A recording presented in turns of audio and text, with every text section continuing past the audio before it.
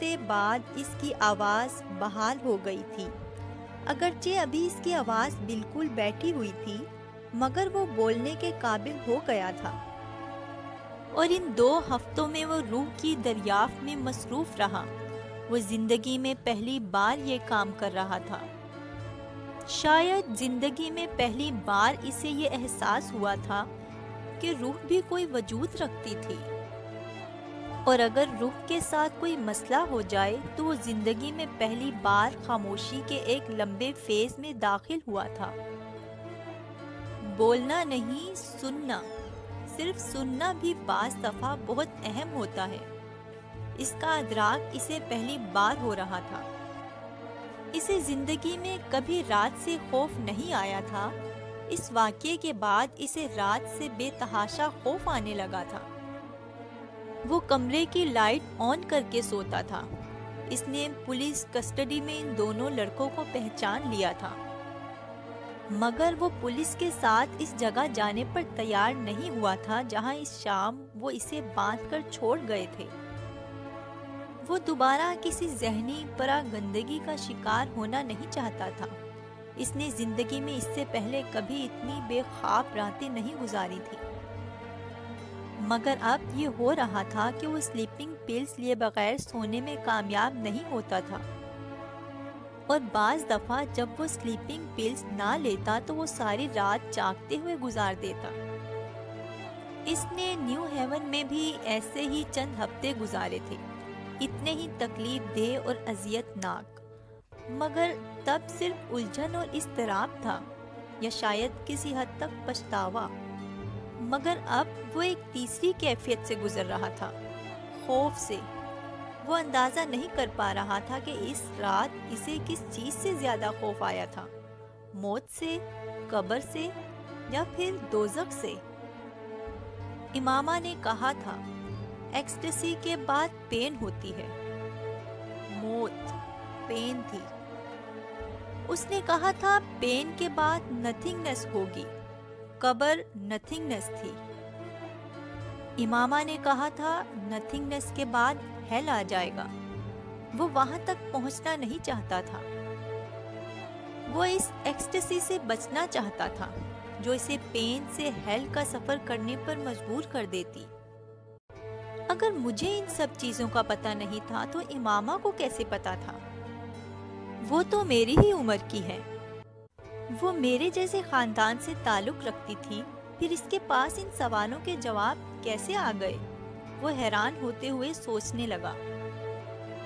آسائشیں تو اس کے پاس بھی ویسی ہی تھیں جیسے میرے پاس تھی، پھر اس میں اور مجھ میں کیا فرق تھا؟ وہ جس مکتبہ فکر سے تھی وہ کون ہوتے ہیں، اور وہ کیوں اس مکتبہ فکر سے منسلک رہنا نہیں چاہتی تھی؟ اس نے پہلی بار اس کے بارے میں تفصیلی طور پر پڑھا۔ اس کی الجھنوں میں اضافہ ہوا۔ ختم نبوت پر اختلاف کیا اتنا اہم ایشو ہے کہ ایک لڑکی اس طرح اپنا گھر چھوڑ کر چلی جائے؟ میں نے اسجد سے اس لیے شادی نہیں کی کیونکہ وہ ختم نبوت صلی اللہ علیہ وآلہ وسلم پر یقین نہیں رکھتا۔ تم سمجھتے ہو میں تمہارے جیسے انسان کے ساتھ زندگی گزارنے پر تیار ہو جاؤں گی؟ ایک ایسے شخص کے ساتھ جو ختم نبوت صلی اللہ علیہ وآلہ وسلم پر یقین رکھتا ہے اور پھر بھی گناہ کرتا ہے، جو ہر وہ کام کرتا ہے جس سے میرے پیغمبر صلی اللہ علیہ وآلہ وسلم نے منع فرمایا۔ اگر میں حضرت محمد صلی اللہ علیہ وآلہ وسلم پر یقین نہ رکھنے والے سے شادی نہیں کروں گی تو میں آپ صلی اللہ علیہ وآلہ وسلم کی نافرمانی کرنے والے کے ساتھ بھی زندگی نہیں گزاروں گی۔ اسے امامہ ہاشم کا ہر لفظ یاد تھا۔ وہ مفہوم پر پہلی بار غور کر رہا تھا۔ تم یہ بات نہیں سمجھو گے۔ اس نے بہت بار سالار سے یہ جملہ کہا تھا، اتنی بار کہ وہ اس جملے سے چڑھنے لگا تھا۔ آخر وہ یہ بات کہہ کر اس پر کیا جتانا چاہتی تھی؟ یہ کہ وہ کوئی بہت بڑی اسکالر یا پارسا تھی اور وہ اس سے کمتر؟ اب وہ سوچ رہا تھا، وہ بالکل ٹھیک کہتی تھی۔ وہ واقعی تب کچھ بھی سمجھنے کے قابل نہیں تھا۔ کیچڑ میں رہنے والا کیڑا یہ کیسے جان سکتا تھا کہ وہ کس گندگی میں رہتا ہے؟ اسے اپنے بجائے دوسرے گندگی میں لپٹے اور گندگی میں رہتے نظر آتے ہیں۔ وہ تب بھی گندگی میں ہی تھا۔ مجھے تمہاری آنکھوں سے، تمہارے کھلے گریبان سے گھن آتی ہے۔ اسے پہلی بار اب ان دونوں چیزوں سے گھن آئی۔ آئینے کے سامنے رکھے ہونے پر یہ جملہ کسی بز ورڈ کی طرح کئی ماہ تک اس کے کانوں میں گونجتا رہا۔ وہ ہر بار اسے ذہن سے جھٹکتا، کچھ مشتعل ہو جاتا، اپنے کام میں مصروف ہو جاتا، مگر اب پہلی بار اس نے محسوس کیا تھا کہ اسے خود بھی اپنے آپ سے گھن آنے لگی تھی۔ وہ اپنا گریبان بند رکھنے لگا تھا، اپنی آنکھوں کو جھکانے لگا۔ وہ آئینے میں بھی خود اپنی آنکھوں میں دیکھنے سے کترانے لگا تھا۔ اس نے کبھی کسی سے یہ نہیں سنا تھا کہ کسی کو اس کی آنکھوں، اس کی نظروں سے گھن آتی تھی، خاص طور پر کسی لڑکی کو۔ یہ اس کی آنکھیں نہیں، ان آنکھوں میں جھانکنے والا تاثر تھا جس سے امامہ ہاشم کو گھن آئی تھی۔ وہ امامہ ہاشم سے پہلے کسی لڑکی نے اس تاثر کو شناخت نہیں کیا تھا۔ وہ آنکھوں میں آنکھیں ڈال کر بات کرنے والی لڑکیوں کی کمپنی میں رہتا تھا اور وہ ایسی ہی لڑکیوں کو پسند کرتا تھا۔ امامہ ہاشم نے کبھی اس کی آنکھوں میں آنکھیں ڈال کر بات نہیں کی تھی۔ وہ اس کے چہرے کو دیکھتی اور اسے اپنی طرف دیکھتے پا کر نظر ہٹا لیتی یا کسی اور چیز کو دیکھنے لگتی۔ سالار کو خوش فہمی تھی کہ وہ اس سے نظریں اس لیے چرا رہی تھی کیونکہ اس کی آنکھیں بہت پرکشش تھیں۔ اسے پہلی بار اس کے منہ سے فون پر یہ سن کر شوق لگا تھا کہ اسے اس کی آنکھوں سے گھن آتی تھی۔ آنکھیں روح کی کھڑکیاں ہوتی ہیں، اس نے کہیں پڑھا تھا، تو کیا میری آنکھیں میرے اندر چھپی گندگی کو دکھانا شروع ہو گئی تھی؟ اسے تعجب نہیں ہوا، ایسا ہی تھا، مگر اس گندگی کو دیکھنے کے لیے سامنے والے کا پاک ہونا ضروری تھا، اور امامہ ہاشم پاک تھی۔ آپ اب مجھے کچھ بھی نہ سمجھائیں، آپ کو اب مجھ سے کوئی شکایت نہیں ہوگی، سالار نے سکندر سے آنکھیں ملائے بغیر کہا۔ وہ دوبارہ ییل جا رہا تھا اور جانے سے پہلے سکندر نے ہمیشہ کی طرح اسے سمجھانے کی کوشش کی تھی۔ وہی پرانی نصیحتیں کسی موہوم سی آس اور امید میں ایک بار پھر اس کے کانوں میں ٹھونسنے کی کوشش کی تھی، مگر اس بار ان کی بات شروع کرتے ہی سالار نے انہیں شاید زندگی میں پہلی بار یقین دہانی کرائی تھی، اور زندگی میں پہلی بار سکندر عثمان کو اس کے الفاظ پر یقین آیا تھا۔ وہ اس حادثے کے بعد اس میں آنے والی تبدیلیوں کو واضح طور پر دیکھ رہے تھے۔ وہ پہلے والا سالار نہیں تھا، اس کی زندگی ہی بدل چکی تھی۔ اس کا حلیہ، اس کا انداز، سب کچھ اس کے اندر کے شعلے کو جیسے کسی نے پھونک مار کر بجھا دیا تھا۔ صحیح ہوا تھا یا غلط، یہ تبدیلیاں اچھی تھیں یا بری، خود سکندر عثمان بھی اس پر کوئی رائے دینے کے قابل نہیں ہوئے تھے، مگر انہیں یہ ضرور معلوم ہو گیا تھا کہ اس میں کوئی بہت بڑی تبدیلی آئی تھی۔ انہیں یہ اندازہ نہیں ہوا تھا کہ اس نے زندگی میں پہلی بار چوٹ کھائی تھی، اور زندگی میں پہلی بار پڑنے والی چوٹ بڑے بڑوں کو رلا دیتی ہے، اور وہ تو پھر 21-22 سال کا لڑکا تھا۔ زندگی میں بعض دفعہ ہمیں پتہ نہیں چلتا کہ ہم تاریکی سے باہر آئے ہیں یا تاریکی میں داخل ہوئے ہیں۔ اندھیرے میں سمت کا پتہ نہیں چلتا، مگر آسمان اور زمین کا پتہ ضرور چل جاتا ہے، بلکہ ہر حال میں چلتا ہے۔ سر اٹھانے پر آسمان ہی ہوتا ہے، سر جھکانے پر زمین ہی ہوتی ہے۔ دکھائی دے نہ دے، مگر زندگی میں سفر کرنے کے لیے صرف 4 سمتوں ہی کی ضرورت ہوتی ہے: دائیں، بائیں، آگے، پیچھے۔ 5ویں سمت پیروں کے نیچے ہوتی ہے۔ وہاں زمین نہ ہو تو پاتال آ جاتا ہے۔ پاتال میں پہنچنے کے بعد کسی سمت کی ضرورت نہیں رہتی۔ 6ٹھی سمت سر سے اوپر ہوتی ہے، وہاں جایا ہی نہیں جا سکتا، وہاں اللہ ہوتا ہے، آنکھوں سے نظر نہ آنے والا، مگر دل کی ہر دھڑکن، خون کی ہر گردش، ہر آنے جانے والے سانس اور حلق سے اترنے والے ہر نوالے کے ساتھ محسوس ہونے والا۔ وہ فوٹوگرافک میموری اور 150+ IQ لیول اسے اب عذاب لگ رہا تھا۔ وہ سب کچھ بھولنا چاہتا تھا، وہ سب جو وہ کرتا رہا۔ وہ کچھ بھی بھلانے کے قابل نہیں تھا۔ کوئی اس سے اس کی تکلیف پوچھتا۔ نیو ہیون واپس آنے کے بعد اس نے زندگی کے ایک نئے سفر کو شروع کیا تھا۔ اس رات اس جنگل کے ہولناک اندھیرے اور تنہائی میں اس درخت کے ساتھ بندھے بلکتے ہوئے کیے گئے تمام وعدے اسے یاد تھے۔ وہ سب سے بالکل الگ تھلگ رہنے لگا تھا، معمولی سے رابطے اور تعلق کے بھی بغیر۔ مجھے تم سے نہیں ملنا۔ وہ صاف گو تو ہمیشہ سے ہی تھا، مگر اس حد تک ہو جائے گا اس کے ساتھیوں میں سے کسی کو بھی اس کی توقع نہیں تھی۔ چند ہفتے اس کے بارے میں اس کا گروپ چہمگوئیاں کرتا رہا، پھر یہ چہمگوئیاں اعتراضات اور تبصروں میں تبدیل ہو گئیں، اور اس کے بعد یہ طنزیہ جملوں اور ناپسندیدگی میں پھر سب اپنی اپنی زندگی میں مصروف ہو گئے۔ سالار سکندر کسی کی زندگی کا مرکز اور محور نہیں تھا، نہ دوسرا کوئی اس کی زندگی کا۔ اس نے نیو ہیون پہنچنے کے بعد جو کام کیے تھے، ان میں جلال انصر سے ملاقات کی کوشش بھی تھی۔ وہ پاکستان سے واپس آتے ہوئے اس کے گھر سے امریکہ میں اس کا ایڈریس لے آیا تھا۔ یہ ایک اتفاق ہی تھا کہ اس کا ایک کزن بھی اسی ہاسپٹل میں کام کر رہا تھا۔ باقی کا کام بہت آسان ثابت ہوا، ضرورت سے زیادہ آسان۔ وہ اس سے ایک بار مل کر اس سے معذرت کرنا چاہتا تھا، اسے ان تمام جھوٹوں کے بارے میں بتا دینا چاہتا تھا جو وہ اس سے امامہ کے بارے میں اور امامہ کو اس کے بارے میں بولتا رہا تھا۔ وہ ان دونوں کے تعلق میں اپنے رول کے لیے شرمندہ تھا، وہ اس کی تلافی کرنا چاہتا تھا۔ وہ جلال انصر تک پہنچ چکا تھا اور وہ امامہ ہاشم تک پہنچنا چاہتا تھا۔ وہ جلال انصر کے ساتھ ہاسپٹل کے کیفیٹیریا میں بیٹھا ہوا تھا۔ جلال انصر کے چہرے پر بے حد سنجیدگی تھی، وہ اس کے ماتھے پر پڑے ہوئے بل اس کی ناراضی کو ظاہر کر رہے تھے۔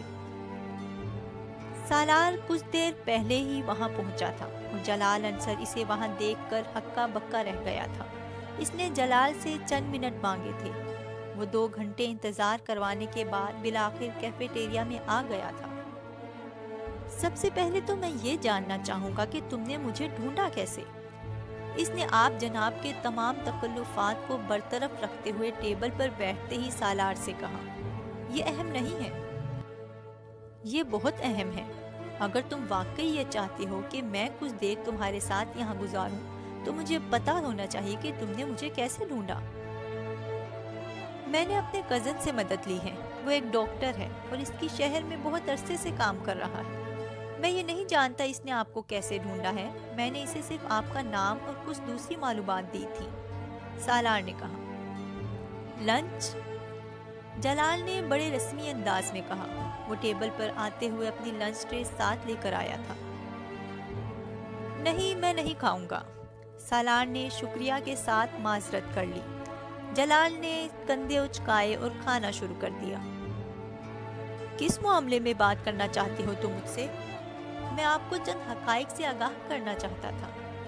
جلال نے اپنی بھویں اچکائیں۔ حقائق؟ میں آپ کو یہ بتانا چاہتا تھا کہ میں نے آپ سے جھوٹ بولا تھا۔ میں امامہ کا دوست نہیں تھا، وہ میرے دوست کی بہن تھی، صرف میری نیکسٹ ڈور نیبر۔ جلال نے کھانا جاری رکھا۔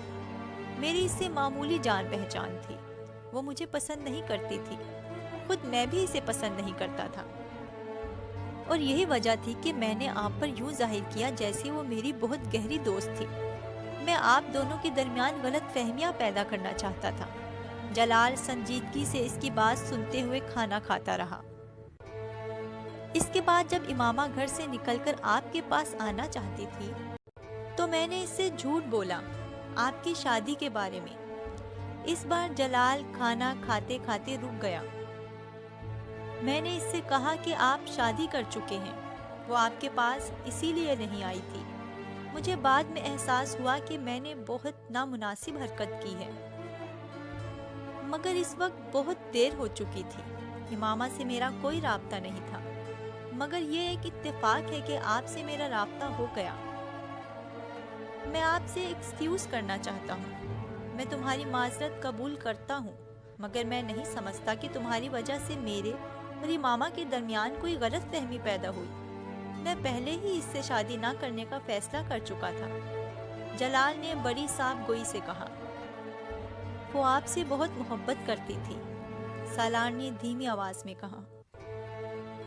ہاں میں جانتا ہوں، مگر شادی وغیرہ میں صرف محبت تو نہیں دیکھی جاتی، اور بھی بہت کچھ دیکھا جاتا ہے۔ جلال بہت حقیقت پسندانہ انداز میں کہہ رہا تھا۔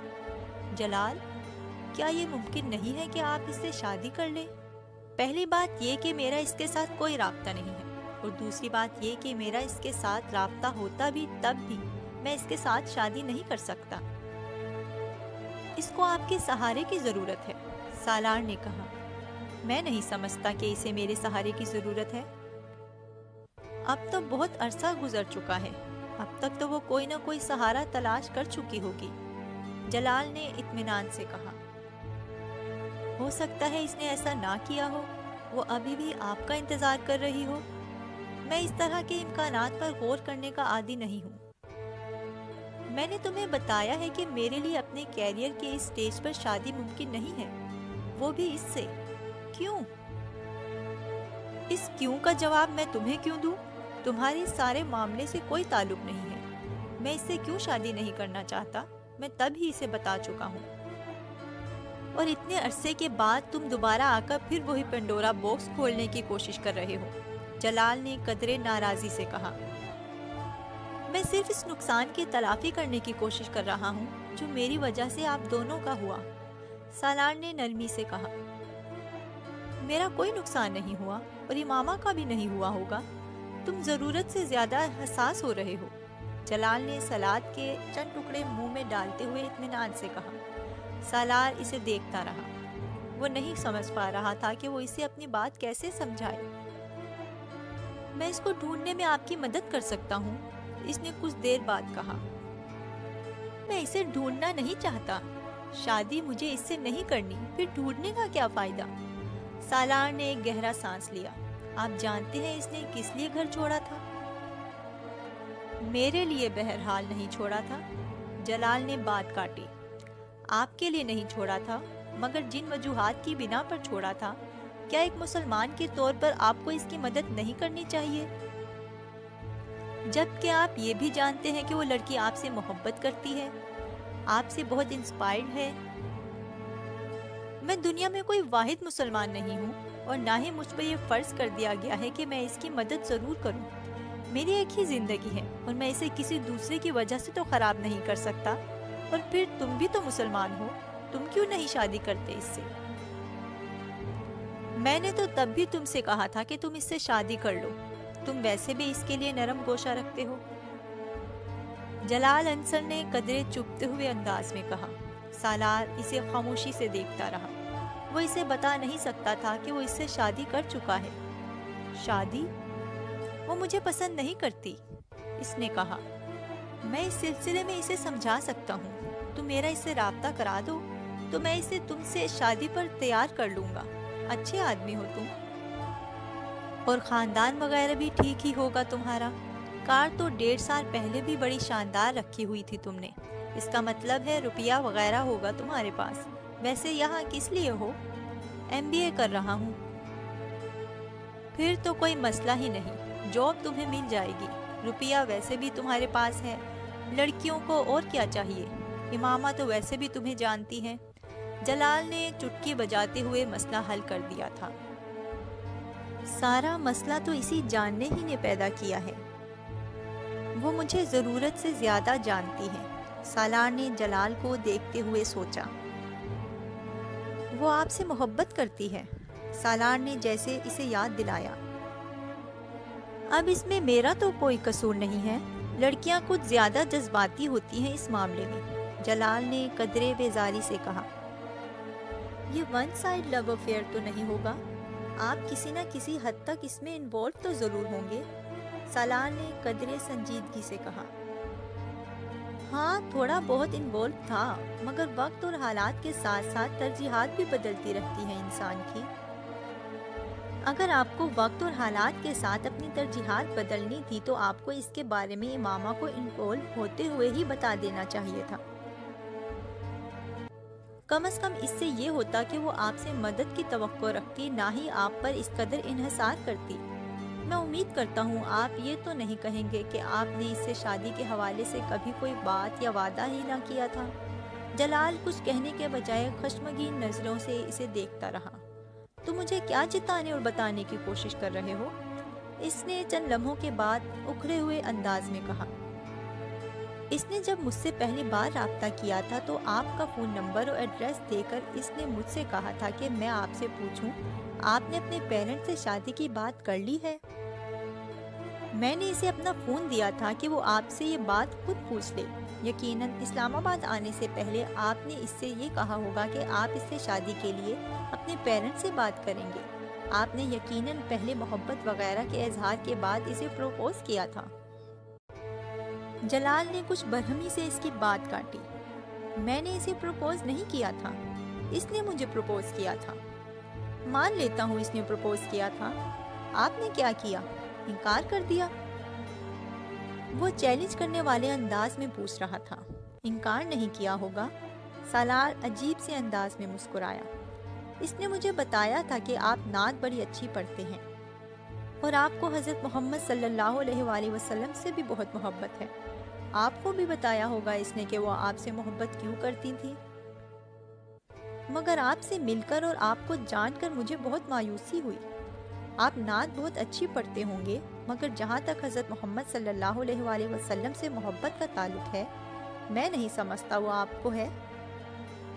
میں خود کوئی اچھا آدمی نہیں ہوں اور محبت کے بارے میں زیادہ بات نہیں کر سکتا، خاص طور پر اللہ اور حضرت محمد صلی اللہ علیہ وآلہ وسلم سے محبت کے بارے میں، مگر اتنا میں ضرور جانتا ہوں کہ جو شخص اللہ یا اس کے پیغمبر صلی اللہ علیہ وآلہ وسلم سے محبت کا دعویٰ کرتا ہے یا لوگوں کو یہ امپریشن دیتا ہے، وہ مدد کے لیے پھیلے ہوئے ہاتھ کو نہیں جھٹک سکتا، نہ ہی وہ کسی کو دھوکہ اور فریب دے گا۔ سالار اٹھ کر کھڑا ہو گیا۔ اور میں تو آپ سے ریکویسٹ کر رہا ہوں اس کی مدد کے لیے۔ ہو سکتا ہے اس نے بھی 1.5 سال پہلے کی ہو، پھر بھی اگر آپ انکار پر مصر ہیں تو میں یا کوئی آپ کو مجبور تو نہیں کر سکتا، مگر آپ سے مل کر اور آپ سے بات کر کے مجھے بہت مایوسی ہوئی ہے۔ اس نے الوداعی مصافحے کے لیے جلال کی طرف ہاتھ بڑھایا۔ جلال نے اپنا ہاتھ نہیں بڑھایا، وہ تنفر بھرے انداز میں ماتھے پر بل لیے اسے دیکھتا رہا۔ خدا حافظ۔ سالار نے اپنا ہاتھ پیچھے کر لیا اور پھر اس نے خود کلامی کی۔ It's really an idiot's word out here۔ وہ دوبارہ لنچ ٹرے کی طرف متوجہ ہو گیا۔ اس کا موڈ بے حد خوف ہو رہا تھا۔ جلال انصر سے ملاقات کے بعد وہ اپنے احساسات کو کوئی نام دینے میں ناکام ہو رہا تھا۔ کیا اسے اپنے پچھتاوے سے آزاد ہونا چاہیے تھا؟ کیونکہ جلال نے یہ کہا تھا کہ سالار بیچ میں نہ آتا تو بھی وہ امامہ سے شادی نہ کرتا، اور جلال انصر سے بات کرنے کے بعد اسے یہ اندازہ ہو گیا تھا کہ امامہ کے لیے اس کے احساسات میں کوئی گہرائی نہیں تھی، مگر یہ شاید اس کے لیے بہت سے نئے سوالات پیدا کر رہا تھا۔ وہ جلال سے آج ملا تھا۔ 1.5 سال پہلے اس نے جلال کے ساتھ اس طرح بات کی ہوتی تو شاید اس پر ہونے والا اثر مختلف ہوتا، تب امامہ کے لیے اس کے احساسات کا پیمانہ مختلف ہوتا، اور شاید 1.5 سال پہلے وہ امامہ کے بارے میں اس بے حسی کا مظاہرہ نہ کرتا جس کا مظاہرہ اس نے آج کیا تھا۔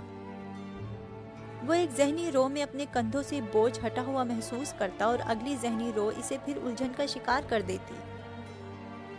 MBA کا دوسرا سال بہت پرسکون گزرا تھا۔ پڑھائی کے علاوہ اس کی زندگی میں اور کوئی سرگرمی نہیں رہی تھی۔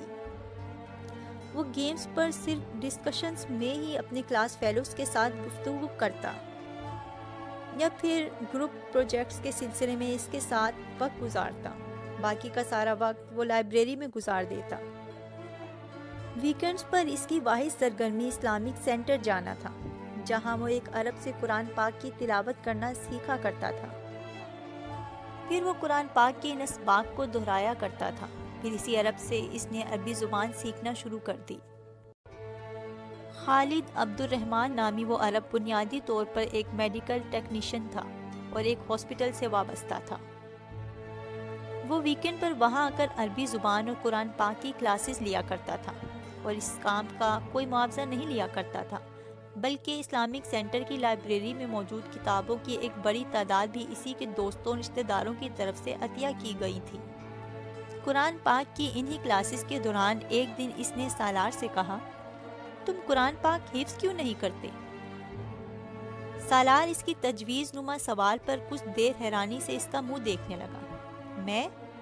میں کیسے کر سکتا ہوں؟ کیوں؟ تم کیوں نہیں کر سکتے؟ خالد نے جواباً اس سے پوچھا۔ یہ بہت مشکل ہے، اور پھر میرے جیسا آدمی؟ نہیں، میں نہیں کر سکتا، سالار نے چند لمحوں کے بعد کہا۔ تمہارا ذہن بہت اچھا ہے، بلکہ اگر میں یہ کہوں کہ میں نے اپنی آج تک کی زندگی میں تم سے زیادہ ذہین آدمی نہیں دیکھا، جتنی تیز رفتاری سے تم نے اتنے مختصر عرصے میں اتنی چھوٹی بڑی صورتیں یاد کی ہیں، کوئی اور نہیں کر سکا۔ اور جتنی تیز رفتاری سے تم عربی سیکھ رہے ہو، میں اس پر بھی حیران ہوں۔ جب ذہن اس قدر زرخیز ہو اور دنیا کی ہر چیز سیکھ لینے اور یاد رکھنے کی خواہش ہو، تو قرآن پاک کیوں نہیں؟ تمہارے ذہن پر اللہ تعالیٰ کا بھی حق ہے، خالد نے کہا۔ آپ میری بات نہیں سمجھے۔ مجھے سیکھنے پر کوئی اعتراض نہیں، مگر یہ بہت مشکل ہے، میں اس عمر میں یہ نہیں سیکھ سکتا، سالار نے وضاحت کی۔ جبکہ میرا خیال ہے کہ تمہیں قرآن پاک حفظ کرنے میں بہت آسانی ہوگی، تم ایک بار اسے حفظ کرنا شروع کرو۔ میں کسی اور کے بارے میں تو یہ دعویٰ نہیں کرتا، مگر تمہارے بارے میں یہ دعویٰ سے کہہ سکتا ہوں کہ تم نہ صرف بہت آسانی سے اسے حفظ کر لو گے، بلکہ بہت کم عرصے میں۔ سالار نے اس دن اس موضوع کے بارے میں مزید کوئی بات نہیں کی، مگر اس رات اپنے اپارٹمنٹ پر واپس آنے کے بعد وہ خالد عبد الرحمن کی باتوں کے بارے میں ہی سوچتا رہا۔ اس کا خیال تھا کہ خالد عبد الرحمن دوبارہ اس کے بارے میں اس سے بات نہیں کرے گا، مگر اگلے ہفتے خالد عبد الرحمن نے ایک بار پھر اس سے یہی سوال کیا۔ سالار بہت دیر چپ چاپ اسے دیکھتا رہا، پھر اس نے مدھم آواز میں خالد سے کہا، مجھے خوف آتا ہے۔ کس چیز سے؟ قرآن پاک حفظ کرنے سے؟ خالد نے قدرے حیرانی سے پوچھا۔ سالار نے اس بات میں سر ہلا دیا۔ کیوں؟ وہ بہت دیر خاموش رہا، پھر کارپٹ پر اپنی انگلی سے لکیریں کھینچتے اور انہیں دیکھتے ہوئے اس نے خالد سے کہا، میں بہت گناہ کر چکا ہوں، اتنے گناہ کہ مجھے انہیں گننا بھی مشکل ہو جائے۔ صغیرہ کبیرہ ہر گناہ جو انسان سوچ سکتا ہے یا کر سکتا ہے۔ میں اس کتاب کو اپنے سینے یا ذہن میں محفوظ کرنے کا سوچ بھی نہیں سکتا۔ میرا سینہ اور ذہن پاک تو نہیں ہے، میرے جیسے لوگ اسے حفظ کرنے کے لائق نہیں ہوتے، میں تو ایسا سوچ بھی نہیں سکتا۔ اس کی آواز بھر آئی۔ خالد کچھ دیر خاموش رہا، پھر اس نے کہا، ابھی بھی گناہ کرتے ہو؟ سالار نے نفی میں سر ہلا دیا۔ تو پھر کس چیز کا خوف ہے؟ تم اگر قرآن پاک کی تلاوت کر سکتے ہو اپنے ان سارے گناہوں کے باوجود، تو پھر اسے حفظ بھی کر سکتے ہو۔ اور پھر تم نے گناہ کیے مگر تم اب گناہ نہیں کرتے، یہ کافی ہے۔ اگر اللہ تعالیٰ یہ نہیں چاہے گا کہ تم اسے حفظ کرو تو تم اسے حفظ نہیں کر سکو گے، چاہے تم لاکھ کوشش کر لو۔ اور اگر تم خوش قسمت ہوئے تو تم اسے حفظ کر لو گے۔ خالد نے چٹکی بجاتے ہوئے جیسے ہی مسئلہ حل کر دیا تھا۔ سالار اس رات جاگتا رہا۔ آدھی رات کے بعد اس نے پہلا پارہ کھول کر کانپتے ہاتھوں اور زبان کے ساتھ حفظ کرنا شروع کیا۔ اسے حفظ کرتے ہوئے احساس ہونے لگا کہ خالد عبد الرحمن ٹھیک کہتا تھا، اسے قرآن پاک کا بہت سا حصہ پہلے ہی یاد تھا۔ خوف کی وہ کیفیت جو اس نے قرآن پاک حفظ کرنا شروع کرتے ہوئے محسوس کی تھی، وہ زیادہ دیر تک نہیں رہی تھی۔ اس کے دل کو کہیں سے استقامت مل رہی تھی۔ کہاں سے؟ کوئی اس کی زبان کی لڑکھڑاہٹ دور کر رہا تھا۔ کون؟ کوئی اس کے ہاتھوں کی کپکپاہٹ ختم کر رہا تھا۔ کیوں؟ فجر کی نماز سے کچھ دیر پہلے وہ اس وقت بے تحاشا رو دیا جب اس نے پچھلے 5 گھنٹے میں یاد کیے ہوئے سبق کو پہلی بار مکمل طور پر دہرایا۔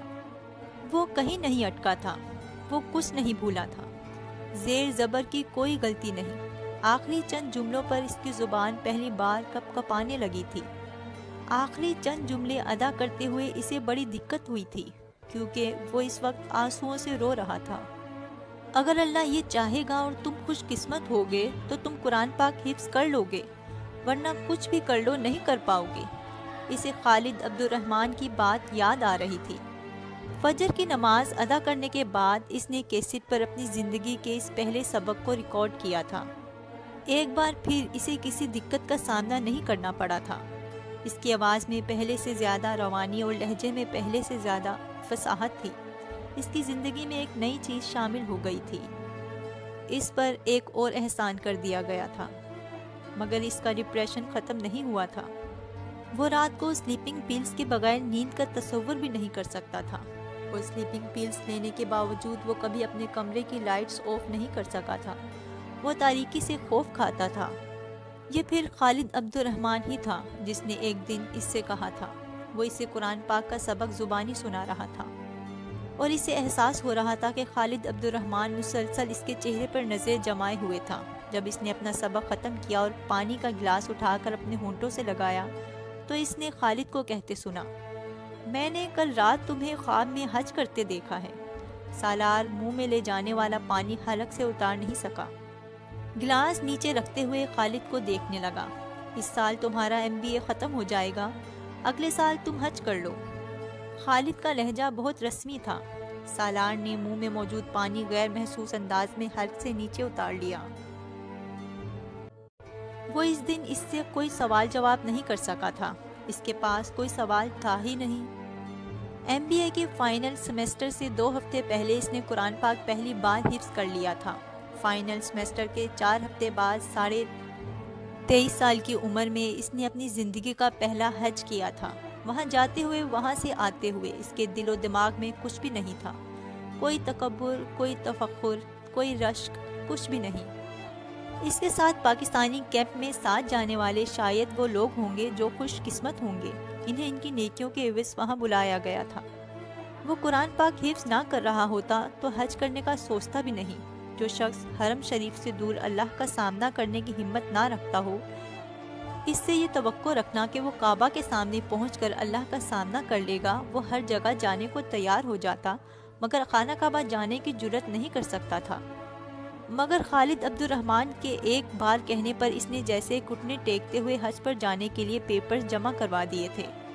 لوگوں کو حج پہ جانے کا موقع تب ملتا تھا جب ان کے پاس گناہ نہیں ہوتے، نیکیوں کا ہی انبار ہوتا ہے۔ سالار سکندر کو یہ موقع تب ملا تھا جب اس کے پاس گناہوں کے علاوہ کچھ بھی نہیں تھا۔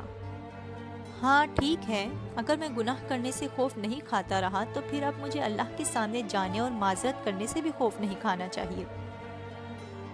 صرف یہی ہے نا کہ میں وہاں سر نہیں اٹھا سکوں گا، نظریں اوپر نہیں کر سکوں گا، منہ سے معافی کے علاوہ اور کوئی لفظ نہیں نکال سکوں گا، تو ٹھیک ہے، مجھے یہ سزا بھی ملنی چاہیے۔ میں تو اس سے زیادہ شرمندگی اور بے عزتی کا مستحق ہوں۔ ہر بار حج پر کوئی نہ کوئی شخص ایسا آتا ہوگا جس کے پاس گناہوں کے علاوہ اور کچھ نہیں ہوگا۔ اس بار وہ شخص میں ہی سہی، سالار سکندر ہی سہی، اس نے سوچا تھا۔